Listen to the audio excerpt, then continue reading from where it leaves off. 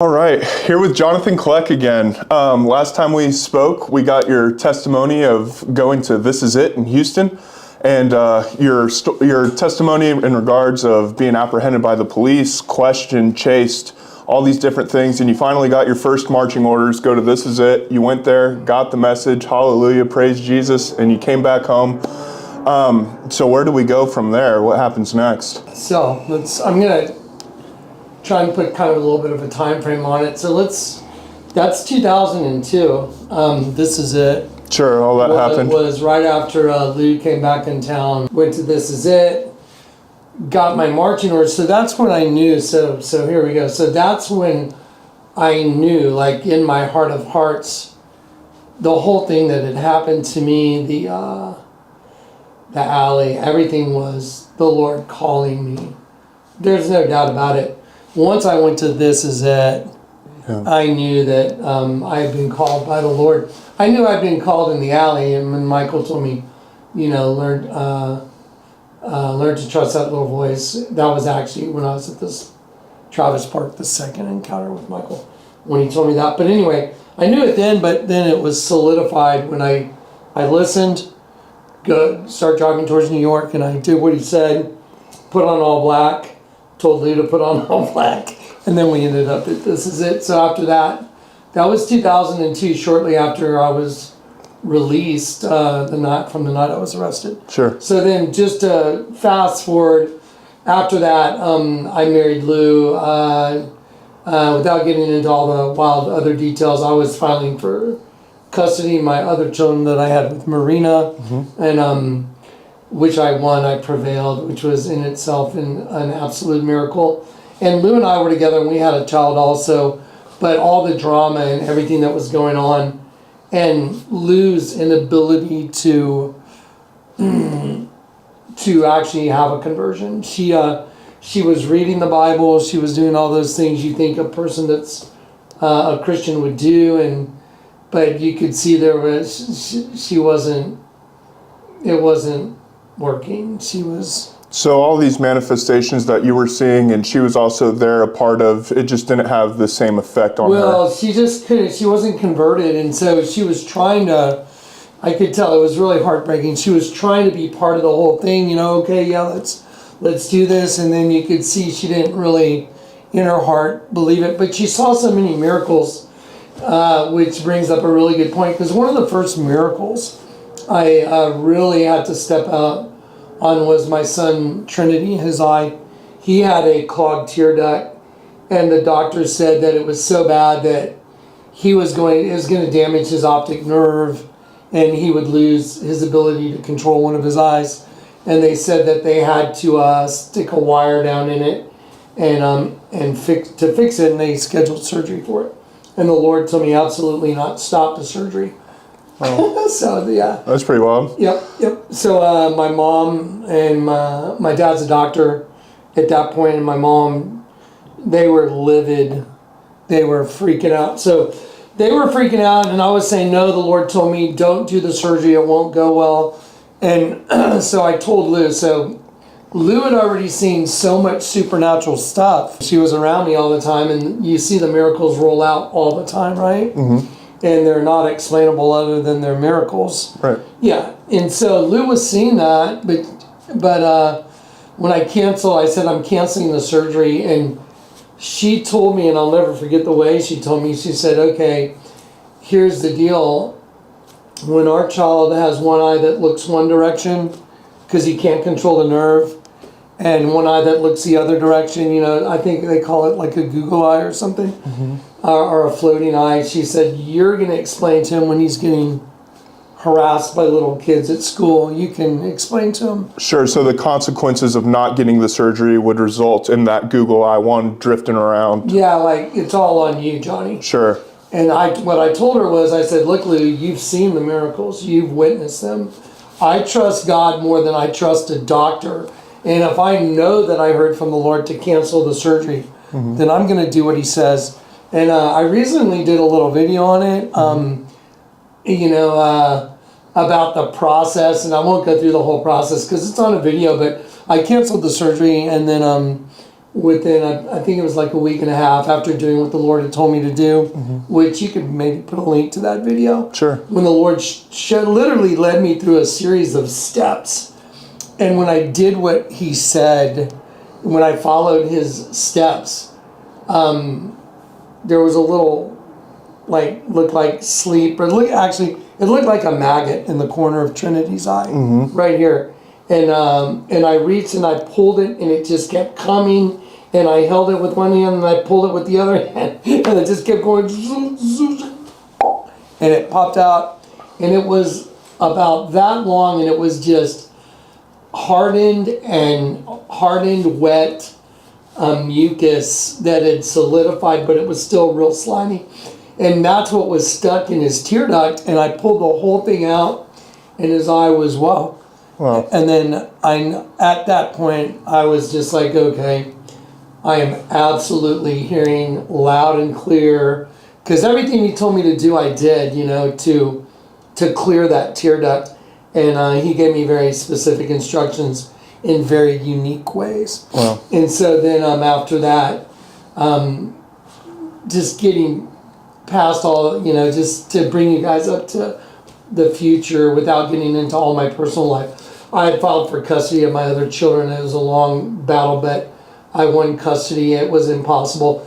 During that time, Lou was having all kinds of problems with faith and not anorexia, but bulimia. And so she left town with Trinity in 2005. And then she elected not to come back. But then Trinity was up in Minnesota. And I said, well, what do you plan on, the whole thing with our child? And the Lord told me I needed to get custody of the child, which I already knew because of some things that had happened. So anyway, I filed for custody of Trinity, and I was in court up there, and I didn't have enough money for an attorney in Minnesota. But the way it turned out is I had taken Trinity from Minnesota back to Texas and crossed state lines, and I refused to return him because of what he had told me had happened to him. He was being choked by her boyfriend. Wow. And so I absolutely refused to give him back. And so they filed a writ of habeas corpus, and then they came after me with both guns. They wanted to put me in prison for sure. And at that time, I didn't have money for an attorney because I was so busy fighting for the custody of my children in San Antonio. And so money was just not available for fighting in Minnesota. But the Lord told me, I want you to do it on your own. So here's another just insane miracle. The Lord told me, you need to do it on your own. I'd asked my parents to help me financially, and they had the resources, and they just said no. I was just like, do you all understand I could go to jail for a really long time? And here I am fighting I'm winning custody of my other 3 children, and now I'm trying to get custody of Trinity, and my parents are saying no, they're not going to let me, have any financial help whatsoever, and I couldn't get a lawyer. And the Lord told me, no, you need to do it all yourself. And so I was like, that doesn't seem right at all. But the Lord knew absolutely what he was doing, because had I had a lawyer, I don't think I would have prevailed. And the reason is I was pro se, so everything I sent to the judge, he had to read every single thing I sent him. And so if I would have had an attorney, they would have whittled down the stack of papers to almost nothing. And so I went up there several times for my court case, and like I said, my freedom was at stake big time. And her attorney, George Wetzel, if anyone wants to go look it up, you can go look it all up. It was in Brainerd, Minnesota. And anyway, George Wetzel, that's a family law firm that's generational. And they are a generational family law, and they carry a really big stick in the legal community. And so I was up against one of the number 1 attorneys in Wow. Brainerd, yeah. And so anyway, even her attorney, George Wetzel, was saying, you need an attorney, Jonathan. I've got to do what my client says. They want you in jail. And I was like, I'm not going to do it. And this is what I got to do. So anyway, so I went there twice. On the second time to go to trial, the judge, Judge Tonight, he's like, okay, are we ready to go to trial? And I said, I'm not ready yet. And so Judge tonight said, look, I'll give you one more extension, and then that's it. We're going to trial no matter what.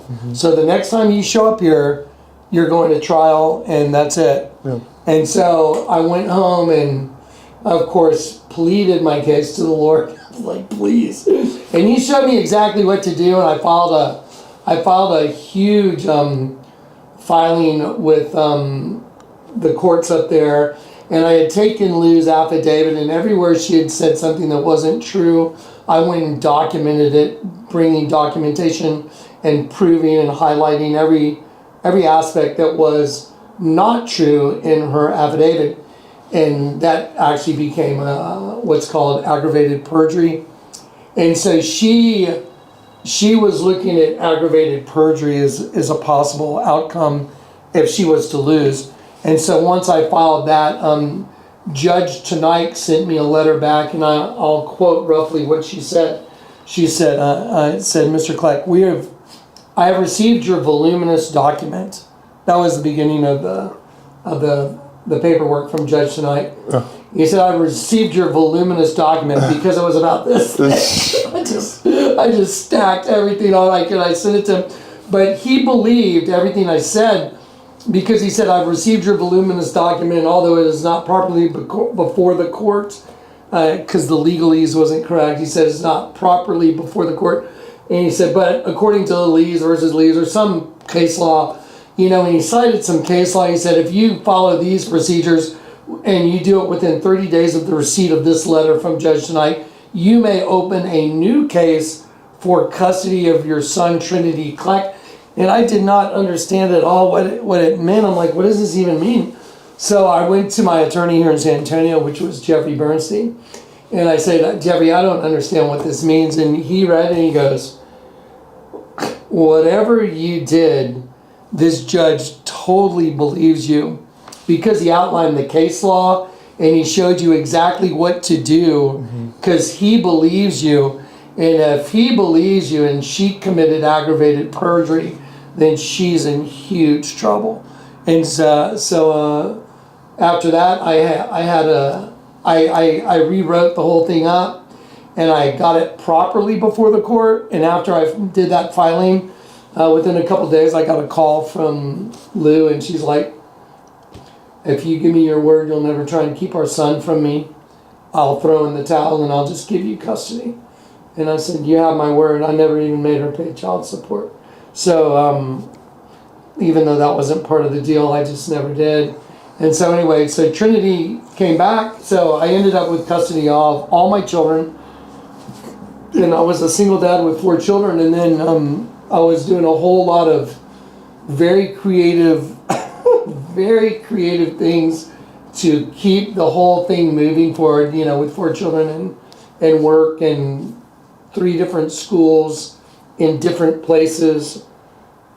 And during that time, the Lord told me, I want you on the radio. Yeah. And Now, may I ask, how far along after your 2002 testimony, how long does this court proceeding play out, your custody battles, and where are we when the Lord tells you that he wants you on air? Yeah, so it had to be, 2006, maybe. So it's been a few years now. Yeah, so Trinity left in 2005. Around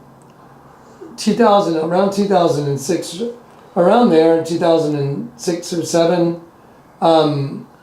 is when I ended up with everybody at one place. All my children were with me. I had full custody. I had joint, it's called joint managing conservatorship. I was the primary caregiver for all my children, so I had custody. Sure.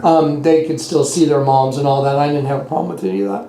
Anyway, but so around 2008 maybe, or around there, I can't really remember the year, but I had moved from the residence I was at, and I had moved into a rental place over in a school district that was a better school district for the children, and much safer. And so once I moved over there, I was doing a lot of construction, and at that point when I was moved into Alamo Heights, that's when the Lord said, okay, now I want you on the radio. Wow, so nothing was published publicly as far as the information that the Lord had given you yet? Well, not exactly. I mean, I was really just receiving, reading the Bible, learning to communicate with the Lord, talking all the time to the Lord. Yeah, it almost sounds like practice with Him. Just listen to that voice and let's get you listening to it. It was a whole lot of you and me. Yeah. It was a lot in which I actually, those were some of the best times of my life, really, to get to see that I was communicating with Him and that He was hearing me and that I was hearing Him. When He told me what to do to get Trinity's eye cleared, I was just like, that's insane. Yeah. And so then I knew I could trust the Lord more than I could trust a doctor to fix his eye. Now, for the record, a lot of people get weird when it comes to medical. Doctors are there for a reason, and a doctor is a great thing. Okay, because a lot of people think, oh, just the Lord will take care of everything. No. The Lord will take care of what He needs to for His purposes a lot of times. But a lot of people negate the fact that a doctor is a real thing and they serve a real purpose to help you get well. And I get frustrated sometimes because a lot of people, oh, the Lord will do it and I don't need to. The Lord can handle anything.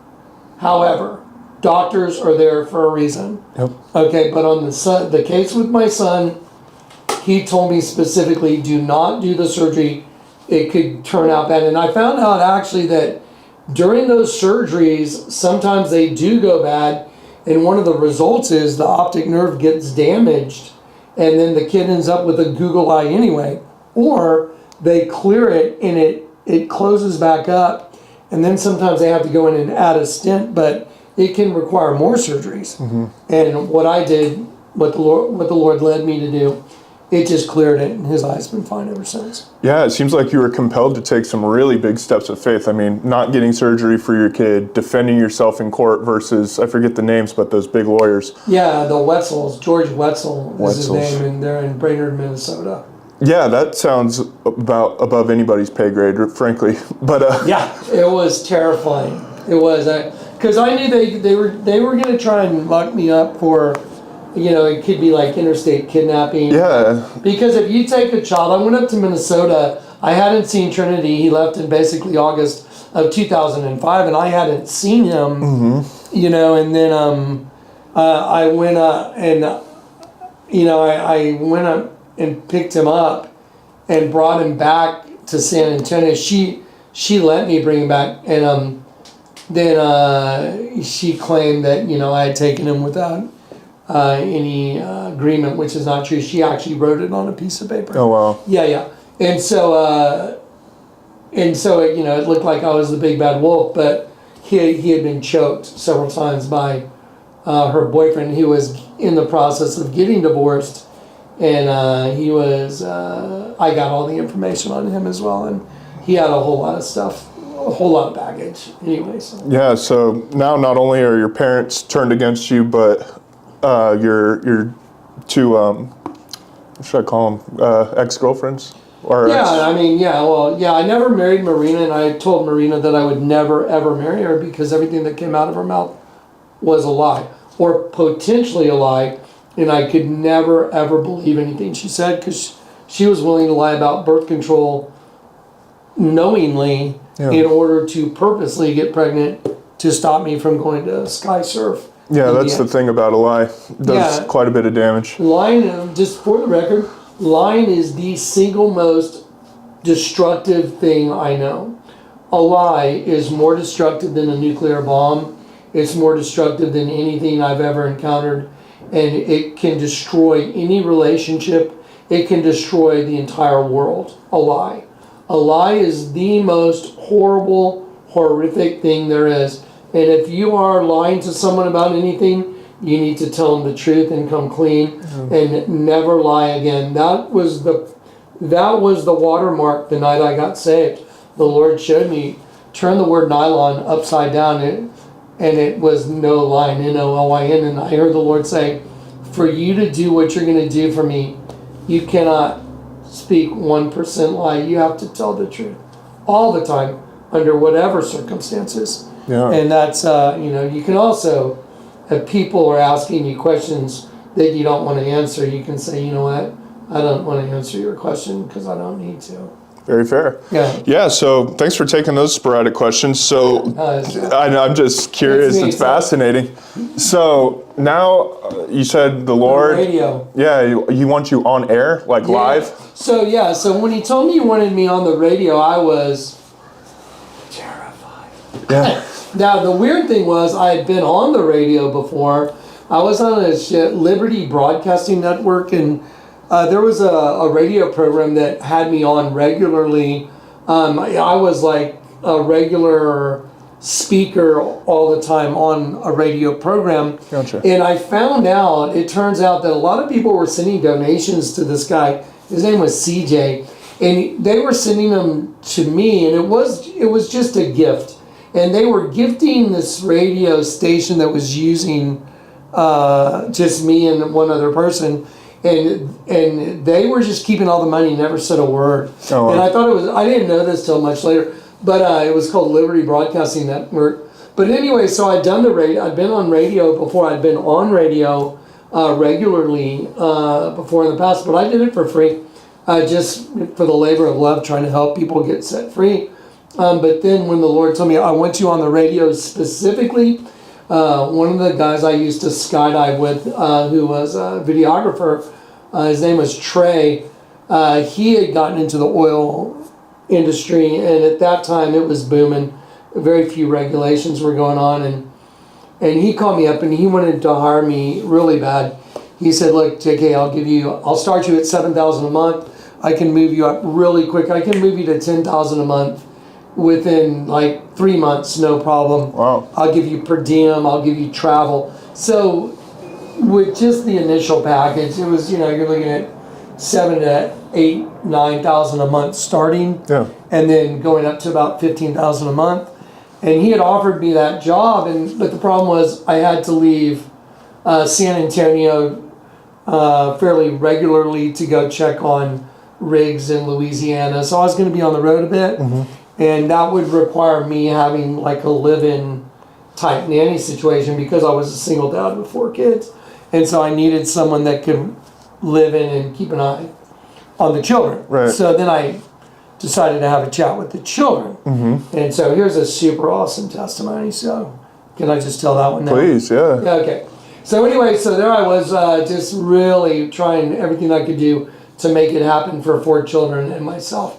And the Lord had put me in that situation, so I knew He would take care of it. So when He told me He wanted me on the radio, I was just like, well, what does that mean exactly? I actually went to a radio station here in San Antonio, and I thought, well, maybe He wants me just to go in and give Him an application, and here's my information. And I went over there and I dropped it off, never heard back. And I heard the Lord say, just trust me, I want you on the radio. Take the step of faith to do it yourself. And I still wasn't sure. I was like, I don't know what that means. So to do it, what does that mean? Do it myself. And so anyway, I was driving my children to Waco. 2 of my children, I was driving to go see their mom, and she lived in Dallas. So I was going to meet her halfway. And so we're driving in the car, and I thought this would be a great time to kind of break the news to them. Like, hey guys, I got a job. It pays really well, and I'm not going to be doing all the construction anymore. But we're going to need a live-in nanny. So I was kind of softly breaking it to them that there may be someone else living with us, like a nanny, but it wouldn't be a problem paying her, or her, or whoever it would be, because, the salary increase. And so anyway, so as I was saying that, we were just south of Austin, Texas, heading north on I-35. And we were heading north. And I told him, I've been offered this job, so we'll probably have to get a nanny. And so my daughter just instantly chimes in. She goes, well, I get to pick the nanny, which was perfect, par for the course. May I ask your children's age at this time? Yes, without just blurting out everyone's name, because I don't want to. But yeah, they were about 8th grade, 6th grade, let's see, 8th grade, 6th grade, maybe 4th grade and 3rd grade, something like that. Sure. Yeah, so yeah. Yeah, it gives us a good ballpark. Yeah, around there. They were maybe I missed one of those by a grade. Anyway, but yeah, they were all pretty young. Oldest was 8th grade. So anyway, as I was driving, and she may even have been in so. Anyway, so when she blurted out, "I get to pick," I was like, we're gonna do an interview process. We're gonna meet several people, blah blah blah, and we'll all decide together, blah blah blah. And then right then, my daughter, while I'm kind of laying out, my daughter just points right in front of my face while I'm driving. She goes, "Look, in Amy's ice cream." Oh, wow. And I'm driving, and I went, "What?" Like, she doesn't even like ice cream. Oh. I mean, she doesn't. She's not, there's those people that don't like ice cream. Sure. She's one of them. And I was just like, weird. I was like, and I said, "You don't even like ice cream." And then the two of the boys in the back and just said, "Oh yeah, okay, can we have ice cream?" And I was like, I looked at my daughter and I was like, "Good job, good job." And so I said, "Guys, we can't pull over and get ice cream. We got to be in Waco. I can't be late because it's not going to go well if we're late." And blah blah blah. So anyway, and then out of nowhere, I just said, "You know what? Let's pull over and just get some ice cream. That's great." Yeah. I just for some reason, I just totally changed. Cool dad kicked in. Yeah, cool dad kicked in. Yeah. And I was like, "You know what? That's cool." So we're driving. And I'll never forget, I was like, "Man, there's no exit. There's no exit. There's no..." Because I'm looking at the distance driving north to have to get off and go back and go south. And I don't want to go too far back because of the road trip that we're on. So anyway, so we're driving and I'm like, "Oh, wow, there's no exit. And there's no exit. And there's no exit." And then I said, "You know what, guys? We'll just get off further up, a ways. Yeah. And then we'll find a Dairy Queen or something, or we'll find someplace with ice cream."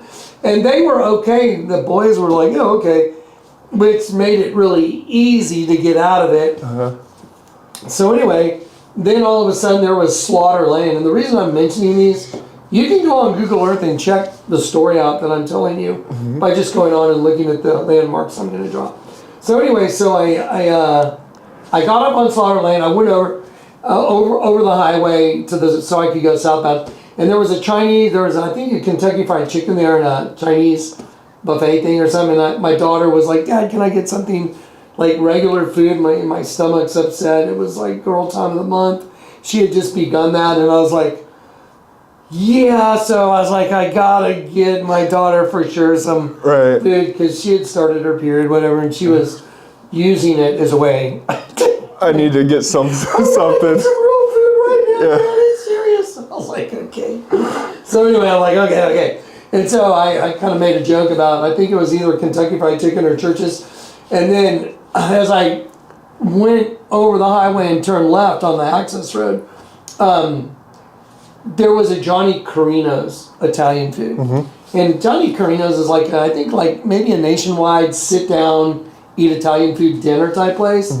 And it was afternoon. It was midday-ish. Anyway, and so she goes, "Dad, can I have Johnny Carino's?" And I was like, "No, man, it'll take you're on a road trip now. We're talking drive-through. We gotta, And she goes, "Oh, please," and I just all of a sudden I'm like, "Yeah, okay," and I just pull into Johnny Carino's, and I'm like, "Okay," so I just run in the door and I run up to there's a bartender there and I go, "Hey, do you guys have any food that's super fast?" And the girl goes, "Yeah, angel hair pasta." I'll never forget it because it was just weird. It was like, okay. And she goes, "Yeah, it only takes a couple of minutes." I'm like, "Okay, I'll take that. Let me pay you right now." I paid her. She was out in 5 minutes with angel hair pasta. I go, "Say, here you go, give it to my daughter." And then I'm backing out and I'm going around the building. And that means I got to take a left and then I got to take a right to get on the access road again. And as I look to my right, there is an Amy's ice cream. A new Amy's ice cream. Well, I had no idea it was an Amy's ice cream. And Amy's ice cream are few and far between. I only know of the one in San Antonio, and I only knew that there was the one, that was by the theater on 35. So anyway, so when I'm pulling up to try and get on that access road, and I looked directly at an Amy's ice cream, I went, "Oh my God, there's an Amy's ice cream right there." And right that moment, I heard the Lord say, Jonathan, go to this Amy's Ice Cream. Go to this Amy's Ice Cream. I have a message for you. And so I'm sitting there and I got the children and I'm like, and I look at the kids and I go, this is so crazy, guys. But I hear the Lord saying, go to this Amy's Ice Cream, that he's got a message for me. Go to this Amy's Ice Cream. And my children started going, ooh, doo, doo, doo, doo, doo, doo, doo. Kind of making fun of you a little bit. They were making fun of me for sure. And I go, no. I said, the Lord said, go to this Amy's Ice Cream. I have a message for you. And so I was like, I'm going here. So I pull over and we get out and we're walking up to the front door. And in the front window, there's a big neon sign and it says, on air. Oh, wow. Like a radio station. Well, the last thing out of my mouth, you know, when I said, hey, we're going to have to get a nanny because the Lord wants me on the radio. And then my daughter goes, look at Amy's Ice Cream. I'm like, what? You don't even like ice cream. Yeah. What the heck? Next thing you know, I'm in another Amy's Ice Cream that says on air in huge neon letters. And I was thinking, you know, if the Lord's trying to tell you something and he puts it in giant neon letters and you miss it, you're not doing very well. So you saw the sign. Yeah, I was like, ah. And I was like, oh my God. And so anyway, I made two of my boys stand there and I took some pictures of them. I'll just give you the pics. And yeah, great. I was going to show them to you on my old phone. But anyway, yeah, they stood right there and I took a couple pictures. Now here's the crazy part. So we go in and they go up and they give their order. And then I look at the person that took the order and I said, hey, let me ask you a question. This is really weird because, I mean, Amy's Ice Creams are few and far between. Is there another Amy's Ice Cream down the highway? I thought we saw one. And she goes, oh yeah, we have another one down by the theater. And I went, oh, really? And I go, and she goes, yeah, we rented that space to eliminate competition within the demographics. Mm-hmm. So we leased the one by the theater and we have one there and we have this one. And I was like, oh, so there is one further down. I haven't lost my mind. And she goes, oh yeah. And I said, well, let me ask you this question. Does it have a neon sign in the window? Does it say on air like this one? And she goes, oh, no. That one just says open. Oh, wow. So the on-air sign was only at the one you went to? Only at the one I went to. And I was like... The one that you ended up there accidentally. Yes, because I went to Johnny Carino's. Right. Had I not gone to Johnny Carino's and gone inside and then gone behind the building to get out of the parking lot and look to the right so I could make a left, I never would have seen it. And I looked literally directly at it. And I was like, okay, that's insane. And then when there was an on-air sign in the window, I had to, no matter what, take the step of faith and do what the Lord said. He's like, I want you on the radio. I need you on the radio. So I came back to San Antonio and I had a friend that, you know, he was like a YouTube guy. And I said, hey, do you know how to do a radio, and he had started doing his own thing on what's called Blog Talk. And so I started a Blog Talk radio program, and that was it, man. It took off. I mean, I did, I think, 2 hours a night, 3 nights a week, and it was like the 2 hours went by so fast. It was just absolutely insane. We had so many miracles on the radio. Can I just tell please. The first miracle? So the Lord told me you have to know. So Clay, Daly, had come down to help me with the first like DVD I was going to do. Mm-hmm. And he learned all this stuff on the fly. Anyway, Clay had come down and the Lord told me you have to name your program, This Is It, 4321, Before the Fire. And I was like, this is it, 4321, Before the Fire. You have to name your program that. Wow. Just like the restaurant. I went to a place called This Is It. Yeah. And I was like, well, that's cool. And then 4321 is a countdown.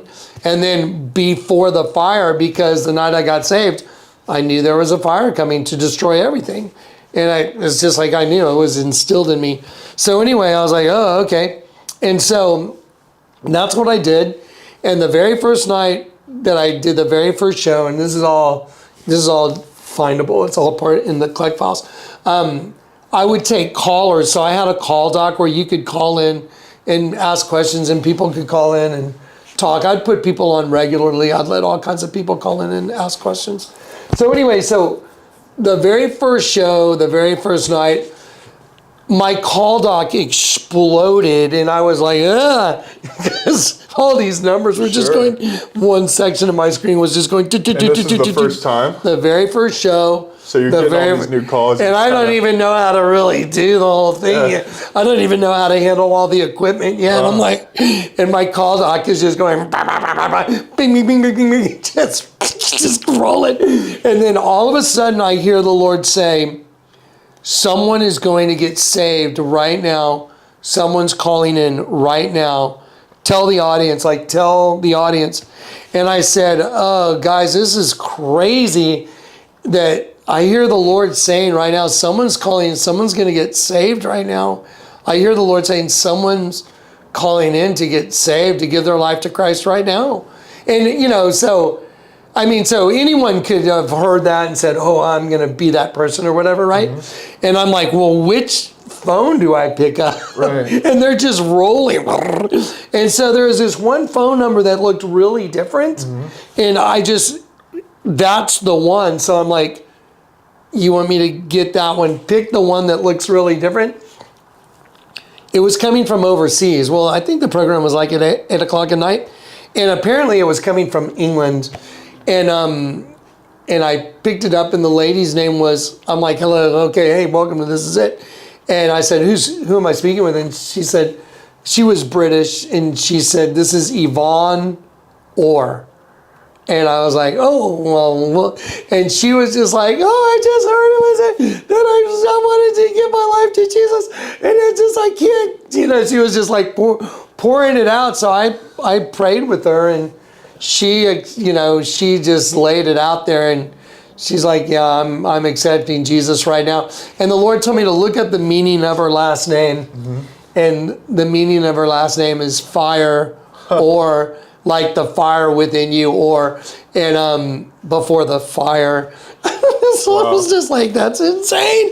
Yeah, so the very first caller, her name was Yvonne Orr, and she got saved. So just as you had previously heard, someone's going to call in and give their life to Christ, and that's immediately what happened, the first call? Yes. The very first call was someone giving their life to Christ. And those calls, after doing it, I don't remember how long. I think I did it for several years.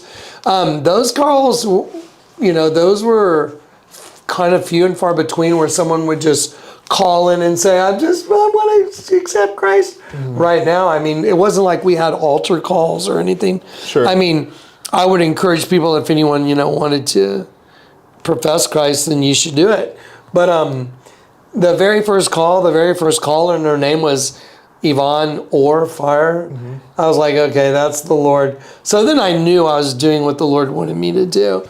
And so, so it was very successful, and we had a really good time. It was very supernatural all the time. Yeah. Can I ask you, what did a typical question sound like, or a typical call answer? Yeah, a lot of times people would call up and just have questions, about biblical questions, and sure. I would answer them to the best of my ability. Or sometimes people just wanted to call and say, hey, this is what happened to me, and kind of just connect. A lot of people wanted to be on the radio to connect with others because they felt isolated, especially the people that were able to receive the information that the Lord's given me. We had a parallel platform called Justin TV. So while I was running the radio program, you could open another window, and on that window, you could access all my show notes. Like, I document everything. I document the information the Lord gives me, the images He gives me, the understanding of a scripture that He gives me. I document that stuff. It's a whole lot of stuff. And so I document all the time what the Lord's showing me, what he's revealing to me, revelations that he gives me, and I put them in folders. So during the radio, it was always live. It was always a live program, and there was Justin TV. So you could go and I could say, hey, you know what? I could say, we're going to go to this folder, and it would be on a screen, and I could show you a picture. And if you had Justin TV hooked up, you could go look at that and see it as well. Yeah. So it was interactive, visual as well. Yeah. And a lot of people were just the radio part, but a lot of them are radio with Justin TV, and it was live as well, obviously. Yeah. And so it became a platform that people could see and understand what the Lord was showing me, and it got pretty popular. Yeah, wow. Well, what an exciting setup just to see what comes after, you know. But, is there anything else you'd like to add for this session? It's just been a wild ride, right? I guess this is like part number 3. Yeah. So guys, I just loaded up a video right now of the U.S. currency notes.